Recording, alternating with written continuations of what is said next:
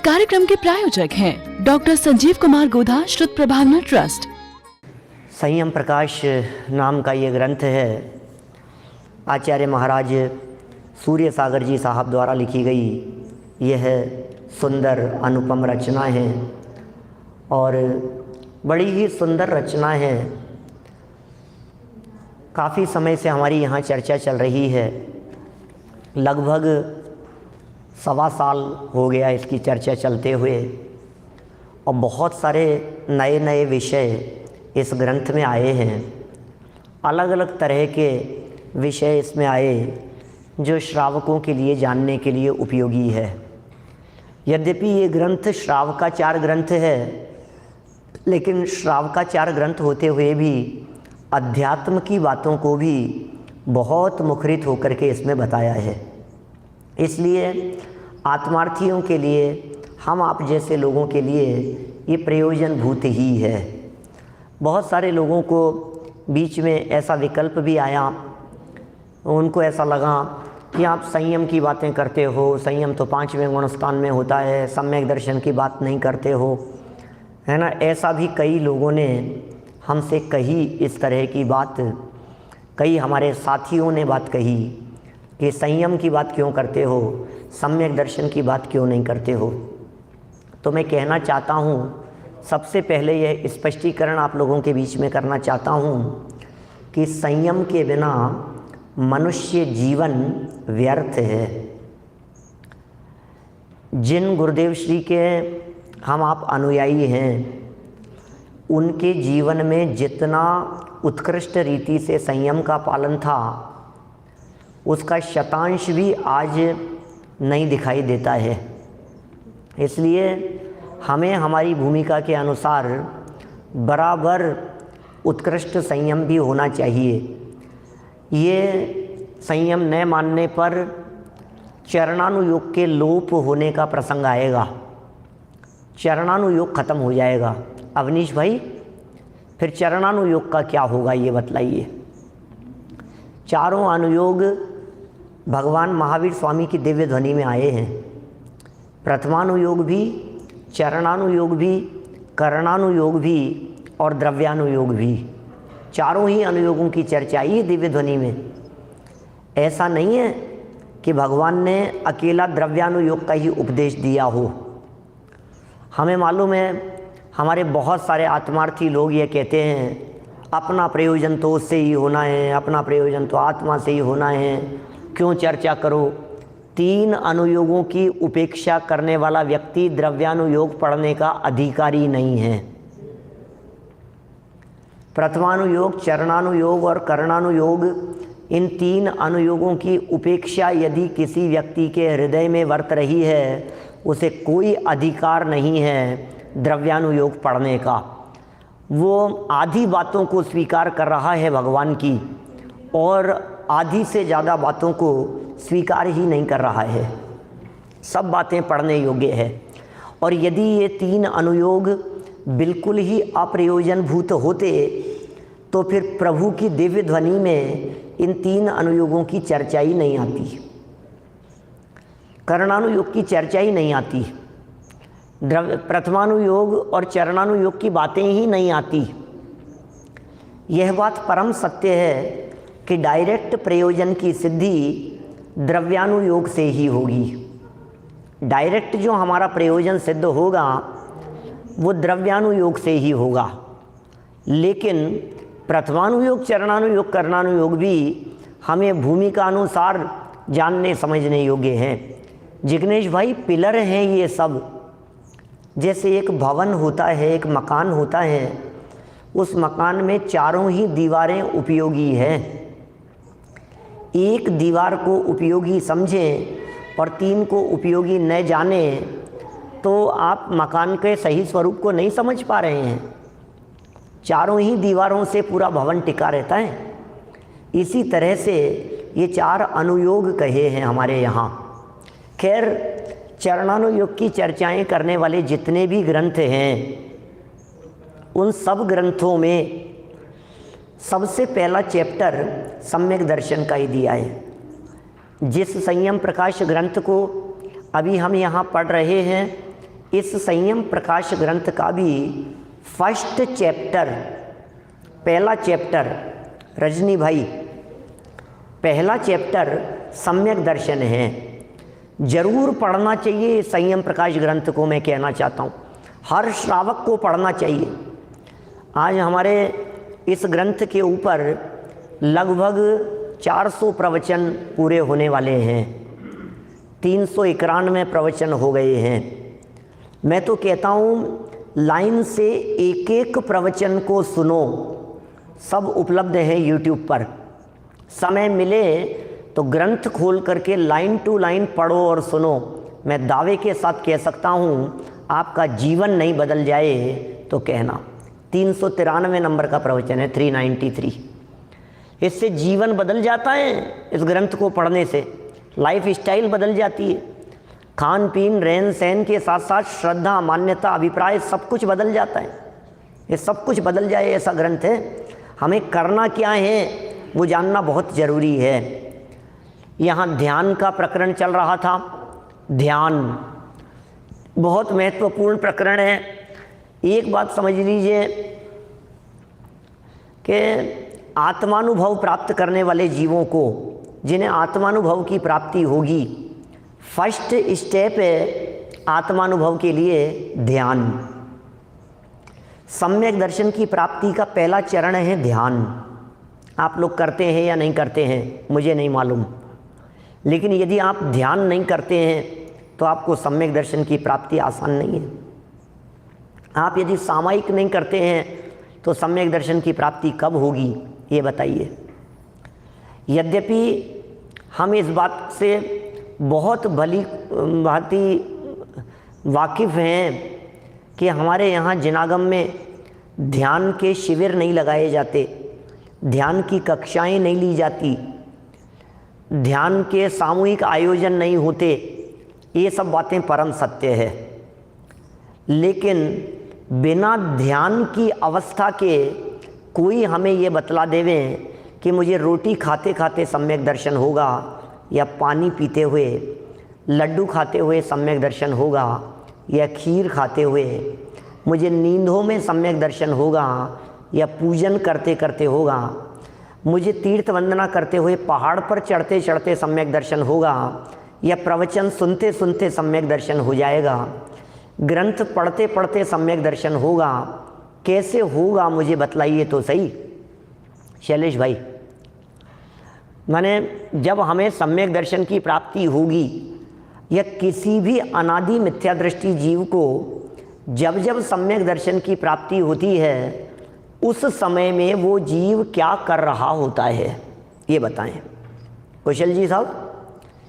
जब भी किसी जीव को सम्यक दर्शन की प्राप्ति होती है तो उस काल में वो ध्यान कर रहा होता है, वो ध्यान कर रहा होता है, वो शांति से बैठा हुआ होता है। बिल्कुल करते हैं। ये प्रश्न में आया मेरे सामने से कि त्रियंच भी करते हैं क्या? बिल्कुल करते हैं। त्रियंच कोई ऐसे आसन लगा करके बैठते हो ऐसा नहीं है, लेकिन उपयोग की एकाग्रता के लिए जब शांत चित्त होकर के बैठेंगे तभी सम्यक दर्शन की प्राप्ति संभव है। ऐसे लोगों को तो सम्यक दर्शन बिल्कुल नहीं हो सकता है जो कभी आत्मा के बारे में ऐसे हाथ पे हाथ धर के बैठने और विचार करने का प्रयत्न ही नहीं करते। इस ऐसे बैठने से भी नहीं हो जाएगा, लेकिन बिना बैठे भी नहीं होगा। चलते चलते तो होगा नहीं। अच्छा, मॉर्निंग वॉक कर रहा था मैं और मॉर्निंग वॉक करते करते एकदम सम्यक दर्शन हो गया, ऐसा कैसे होगा? हमारे यहाँ शास्त्रों में कई हैं ये बातें, आगम की बातें हैं कि साहब हमने पूजन कर ली, पूजन कर रहे थे हम, और पूजन करते करते एकदम ऐसे हो गया, सम्यक दर्शन हो, आनंद आ गया। तो पूजन से तो पूजन होगी भाई साहब, पूजन से तो सिर्फ पूजन ही होती है। ये बातें गुरुदेव श्री ने कही हैं अपने प्रवचनों में। ध्यान देना, मैं कुछ कहना चाह रहा हूँ। गुरुदेव ने अपने प्रवचनों में कितनी ही बार इस तरह की बातें कही है। भैया, भक्ति करने से भक्ति होती है, पूजन करने से पूजन होती है, विधान करने से विधान होता है, तीर्थ क्षेत्र की वंदना करने से तीर्थ क्षेत्र की वंदना होती है, जाप करने से जाप होता है, माला फेरने से माला फेरी जाती है, उपवास करने से उपवास होता है, और तुम ये सब करके आत्मानुभव चाहते हो, वो कैसे हो जाएगा? सोचो जरा। ये सोच रहे अरे मैं तो दिन में 10 माला का जाप करता हूँ फिर भी अनुभव नहीं हुआ। अरे माला फेरने से तो माला फेरी जाएगी, रास्ता ही नहीं है। कि साहब मैंने 15 बार तो समय शिखर जी की वंदना कर ली, पंडित जी साहब मैंने तो 55 बार शिखर जी की वंदना कर ली, अभी तक भी आत्मा का अनुभव नहीं हुआ। अरे शिखर जी की वंदना से आत्मा का अनुभव होता है क्या? शिखर जी की वंदना से आत्मा का अनुभव कैसे होगा? कि नहीं नहीं मैंने तो कितने उपवास किए हैं, मैं तो 1-1 महीने के उपवास करता हूँ, साल में 2 महीना 2.5 महीना तो उपवास हो जाता है मेरा कम से कम, फिर भी सम्यक दर्शन नहीं हुआ भाई साहब अभी तक। तो उपवास से सम्यक दर्शन नहीं होता है। तो फिर मैंने आज तक हजारों प्रवचन सुने होंगे फिर भी सम्यक दर्शन नहीं हो रहा है। तो प्रवचन सुनने से सम्यक दर्शन थोड़ी ना होता है, कैसे होगा? थोड़ा सा बुद्धिपूर्वक समझने का प्रयास करें। आगम के आलोक में बात कर रहा हूँ संजय जी भाई साहब विदिशा से, बोलो। आगम के आलोक में बात करने की कोशिश कर रहा हूँ, और फिर जो प्रकरण मेरा वर्तमान में चल रहा है उस प्रकरण की प्रेरणा देना, ये तो एक प्रत्येक वक्ता का कर्तव्य है। नए चक्र पढ़ाएंगे तो नए नयों की प्रेरणा देंगे, क्रमबद्ध पर्याय पढ़ाएंगे तो क्रमबद्ध की प्रेरणा देंगे, द्रव्य संग्रह पढ़ाएंगे तो उसकी प्रेरणा देंगे, निमित्त उपादान पढ़ाएंगे तो ये कहेंगे निमित्त उपादान के बिना काम ही नहीं होता है। 4 अभाव पढ़ाएंगे तो बोले 4 अभाव ही सर्वाधिक उपयोगी है, ऐसा ही कहेंगे। तो अभी जब ध्यान का प्रकरण चल रहा है तो हम ध्यान की उपयोगिता नहीं बतलाएंगे आपको। और ये मैं अकेला कहने के लिए नहीं कह रहा हूँ कि ये प्रकरण चल रहा है, हकीकत में आप जितने लोग सुन रहे हैं, शांति भाई मोहनोट साहब, आप अभी यदि ये सुन रहे हैं, मुझे बतलाइए सम्यक दर्शन के लिए प्रयत्नशील तो हैं लेकिन फिर भी सम्यक दर्शन नहीं हो रहा है, तो उसके पीछे कुछ तो कारण होगा। बोलो, कुछ न कुछ तो कारण होना चाहिए उसके पीछे। और यदि नहीं हो पा रहा है तो इसका मतलब कहीं ना कहीं कुछ मिसिंग है ना। चिंतन के काल में होगा, आत्मचिंतन के काल में होगा, आत्म ध्यान के काल में होगा, आत्म स्वरूप जब विचार और चिंतन की धारा में बराबर चल रहा होगा तब सम्यक दर्शन की प्राप्ति होगी। कब होगी सम्यक दर्शन की प्राप्ति?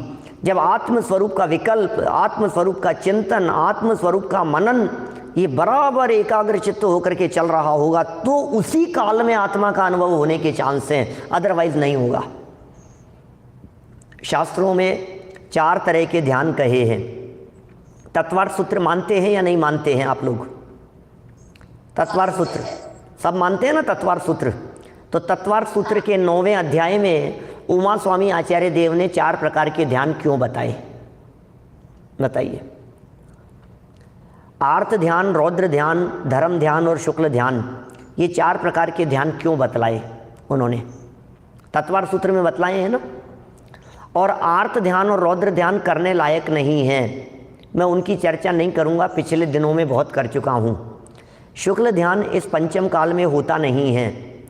और धर्म ध्यान की चर्चा करते हुए उमा स्वामी आचार्य देव ने तत्वार्थ सूत्र में 4 प्रकार बतलाए हैं धर्म ध्यान के। क्या क्या 4 ध्यान हैं? आज्ञा विचय, अपाय विचय, विपाक विचय और संस्थान विचय। हमने तो आपके स्वाध्याय ग्रुप में मोना वालों के लिए ही बहुत सालों पहले इसी समय पर चलती हुई चर्चा में तत्वार्थ सूत्र पढ़ाया है। राम जी भाई की टीका के आधार पर पढ़ा है। कौशल जी भाई साहब आपने तो पढ़ा है पूरा, थे आप तो, भानुबेन आप भी थे शायद, पूरा पढ़ा है। तो सोचना एक बार, हाँ उसमें सब ध्यानों की चर्चा की है। अच्छा मैं आपसे पूछता हूँ, आप योगेंदु देव को मानते हैं या नहीं? योगसार ग्रंथ को मानते हैं या नहीं? मानते हैं। अभी हम परमात्मा प्रकाश का ही स्वाध्याय करते हैं। परमात्मा प्रकाश का करते हैं ना, तो क्या ही करते हैं पंडित हाँ, जी। तो जो योगेंदु देव ने जो योगसार ग्रंथ लिखा है, मैं गाथा नंबर बतला दूंगा देख करके, पिंडस्थ और पदस्थ ये कौन से नंबर की गाथा है। उसमें लिखा है मूल गाथा में, मेरे ख्याल से 75-80 के आसपास ये होगी गाथा। पिंडस्थ और पदस्थ अरे रूपस्थ रूपातीत जो, शुभ ध्यान जिनवर ने कहे मानो कि परम पवित्र वो। ये ध्यान है, ये शुभ ध्यान है, ये धर्म ध्यान है। पिंडस्थ ध्यान, पदस्थ ध्यान, रूपस्थ ध्यान और रूपातीत ध्यान, इनमें जो पिंडस्थ नाम का ध्यान है और जो पदस्थ नाम का ध्यान है, इन दो की चर्चा भी पिछले दिनों में विस्तार से हो चुकी है। आज रूपस्थ ध्यान की चर्चा करनी। रूपस्थ माने पिक्चराइजेशन, रूपस्थ माने एक पिक्चर खिंच जाए ध्यान के काल में।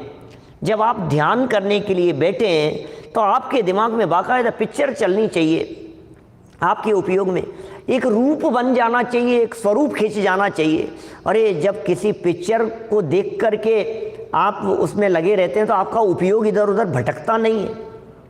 अनंत भगवान कौन है, अनंत भगवान का क्या स्वरूप है, ये विचार और चिंतन रूपस्थ ध्यान कहलाता है। और जब सिद्ध भगवान का ध्यान किया जाता है तो वो रूपातीत ध्यान कहलाता है। एक रूपस्थ ध्यान है, एक रूपातीत ध्यान है, एक पिंडस्थ ध्यान है, एक पदस्थ ध्यान है। पिंडस्थ ध्यान में शुद्ध आत्मा का, अभेद अखंड आत्मा का ध्यान किया जाता है, वो पिंडस्थ ध्यान होता है। पिंड माने आत्मा। कहीं कहीं शास्त्रों में पिंड शब्द का अर्थ शरीर भी किया है। पिंडस्थ माने शरीर में स्थित आत्मा का ध्यान, वो पिंडस्थ ध्यान है। शुद्ध आत्मा का ध्यान वो पिंडस्थ ध्यान है। 98 नंबर की गाथा है क्या योगसार की? योगसार की 98 नंबर गाथा है, 98 नंबर गाथा है, योगेंद्र देवाचार्य देव ने लिखा है। बड़ा गजब का है। मैंने तो सबसे पहले याद किया था मुकेश भाई अपनी लाइफ में, सन 1991 में सबसे पहले यदि कोई ग्रंथ याद किया पूरा कंठस्थ, ये योगसार ग्रंथ था, योगेंद्र देव की गाथाएं सब ये। पिंडस्थ और पदस्थ और रूपस्थ रूपातीत जो, शुभ ध्यान जिनवर ने कहे मानो कि परम पवित्र वो। तो पिंडस्थ ध्यान में आत्मा के ध्यान की चर्चा हुई। पदस्थ क्या है? पदस्थ अप्पा सो परमप्पा। अरे मेरे तो ऐसे ऐसे शब्द मेरे उछलते हैं ऐसे, आत्मा ही परमात्मा है, हूँ परमात्मा छू, ये पद है। इस पद को लेकर के इसके चिंतन में डूब जाइए, इस पद को लेकर के इसके चिंतन में समा जाइए। एक पद उठा लिया, ए मैं को खलु शुद्धो, ओहो मैं एक हूं, मैं शुद्ध हूं, बस। जारसिया से दप्पा, सुनिए लाइनें कभी। नियम सार की गाथा है, 47 नंबर गाथा, 48 नंबर गाथा नियम सार की। और ये जैसे सिद्ध हैं वैसे ये आत्माएं, ऐसे स्वरूप में डूब जाइए, ऐसे पद को ले लीजिए, चुन लीजिए, एकाग्र चित्त होकर के आंखें बंद करके हाथ पे हाथ धर करके विचार और चिंतन में मग्न हो जाइए। बस इसी का नाम है पदस्थ ध्यान, पद का ध्यान। लग गए हम पद के ध्यान में, क्या पद कहे गए हैं, कैसा पदों का स्वरूप कहा गया है। एक एक पद उठा लीजिए, कहीं भी पद उठा लीजिए, द्रव्य संग्रह की गाथा उठा लीजिए। माँ जंपई, माँ चिट्ठई, माँ जंपई, माँ चिंतई, ये क्या चीज़ है? ये ध्यान है क्या? ये ध्यान की चर्चा है। ये द्रव्य संग्रह की 56 नंबर की गाथा में ध्यान की चर्चा है। अभी दादा ने तो कितना चलाया, हाथ पे हाथ धर करके बैठ जाइए। ये क्या चीज़ है? ये ध्यान नहीं है तो और ये ध्यान की प्रक्रिया और ध्यान की विधि बतलाइए क्या? माँ चिट्ठ है, चेष्टा मत करो।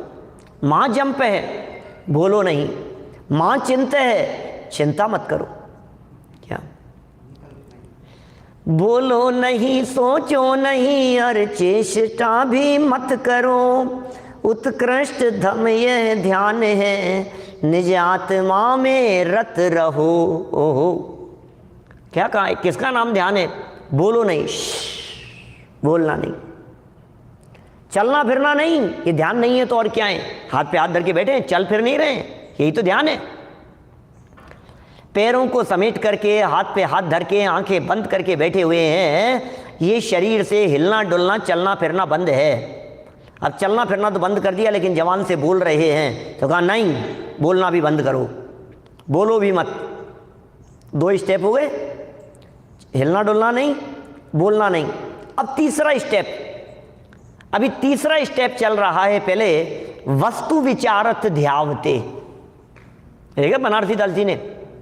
अब थर्ड स्टेप पर अभी मन चल रहा है, अभी मन का काम चल रहा है, अभी मन में विकल्प चल रहे हैं, वस्तु स्वरूप का विचार चल रहा है। अभी वस्तु विचारत ध्यावते, वस्तु स्वरूप का विचार चलते चलते चलते चलते बोले अब क्या होगा, अभी ये मन चल रहा है, अभी जब ये मन भी रुक जाएगा, अभी जब ये मन के विकल्प भी रुक जाएंगे तो अब होगा ध्यान। ओहो, अब होगा सच्चा ध्यान, अब आएगा आत्मा पकड़ में। वस्तु विचारत ध्यावते मन पावे विश्राम, और रस स्वादत सुख उपजे अनुभव या को नाम। उल्लास भाई जोवालिया साहब बोलो, वस्तु स्वरूप का क्या ही। आप लोग कहते हैं ध्यान की बातें कर रहे हो साहब आप तो। पंडित जी क्या हो गया आजकल आपको, ध्यान की बातें कर रहे हो, क्या हो गया पंडित जी? संयम प्रकाश पढ़ा रहे हो आप, संयम प्रकाश पढ़ रहे हो? अरे तुम एकांतवादी लोग हो, तुमसे क्या बात करें हम? क्या एकांतवादियों से ये जैन धर्म और जैन धर्म का रहस्य समझ में नहीं आएगा। थोड़ा ब्रॉड माइंड होकर के सोचो। क्या अथाह है जिनागम, एक ग्रंथ पढ़ने से काम नहीं चलेगा, हजारों ग्रंथ हैं, लाखों ग्रंथ हैं जैन परंपरा में, पांडुलिपियाँ। वीतरागी संतों ने प्रत्येक ग्रंथ की रचना शुभोपयोग की भट्टी में जल जल करके की है, आसान नहीं है। हमारे ऊपर अनंत करुणा करके इन ग्रंथों की रचना हुई है, इन ग्रंथों की उपेक्षा मत करना।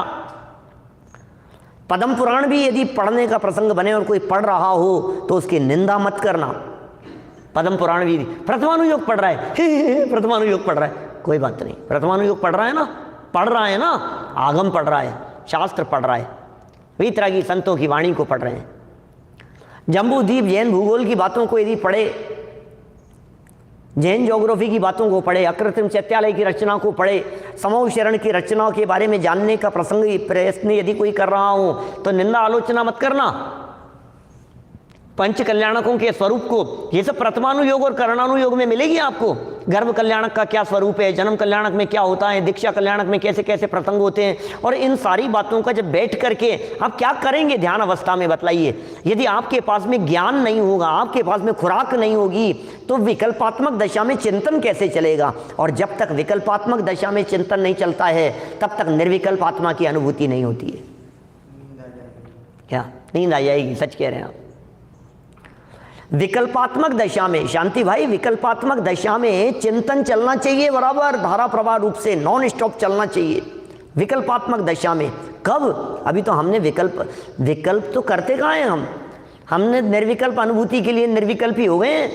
विकल्प करना तो बेवकूफ़ी का काम लगता है हमारे को।